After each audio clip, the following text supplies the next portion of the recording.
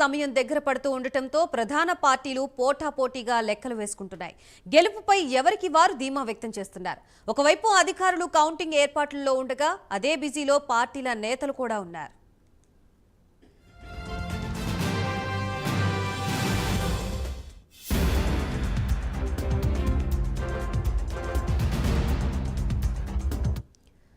మళ్లీ అధికారంలోకి వచ్చేది వైసీపీ ప్రభుత్వమేనని, జూన్ 9న రెండోసారి సీఎంగా జగన్మోహన్ రెడ్డి ప్రమాణ స్వీకారం ఉంటుందని వైసీపీ ప్రధాన కార్యదర్శి సజ్జల రామకృష్ణారెడ్డి ధీమా వ్యక్తం చేశారు. తాడేపల్లి వైసీపీ కార్యాలయంలో కౌంటింగ్ చీఫ్ ఏజెంట్ల సమావేశం జరిగింది.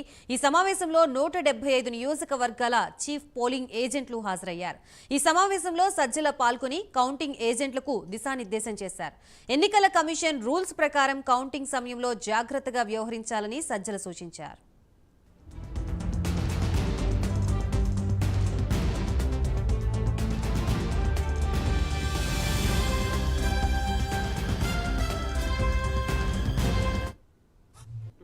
కలిసి మనకు ఏదైతే టార్గెట్ ఉందో దాన్ని రీచ్ అయ్యేట్టు కంఫర్టబుల్గా బ్రహ్మాండంగా వస్తున్న దాంట్లో డౌట్ లేదు. అయితే వాళ్ళ ఆటలు సాగనివ్వకుండా ఎట్లా చేయాలనేది మనం చేసేది మన టార్గెట్ అది. మళ్ళీ అధికారంలోకి వస్తున్నాం, బ్రహ్మాండంగా వస్తున్నాం.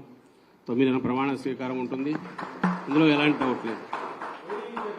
అయితే దానికి ఏదో మనం వాళ్ళ ఆటలు సాగనించి వాళ్ళు పెట్టే జరిపే సైకలాజికల్ వాటన్నిటి మనం తట్టుకొని మనం ఏదో వెంబడి దిగకుండా ముందు ప్రియంటివ్ వాళ్ళను ఒక్క ఆట కూడా సాగనివ్వకుండా ఏం చేయాలనే ఉద్దేశంతో మోర్ అలర్ట్గా ఉంటున్నాం. అటుగా మనందరం రాష్ట్రంలో ఎన్నికల ఓట్ల లెక్కింపు ఫలితాలకి ఏర్పాట్లు సాగుతున్న నేపథ్యంలో పార్టీలోని కీలక నేతలతో చంద్రబాబు టెలికాన్ఫరెన్స్ నిర్వహించారు.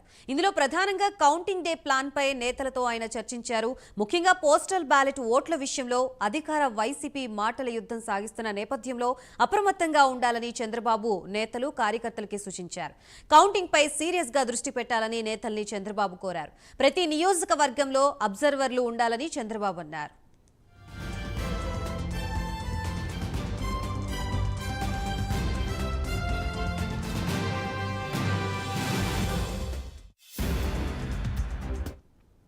మరోవైపు కౌంటింగ్ రోజు ఘర్షణలు జరిగే అవకాశం ఉండటంతో అధికారులు అప్రమత్తమయ్యారు. ప్రధాన పార్టీల నేతలు గెలుపుపై ధీమా వ్యక్తం చేస్తున్న పార్టీల నేతలు కార్యకర్తల్లో కౌంటింగ్ టెన్షన్ ఉంది.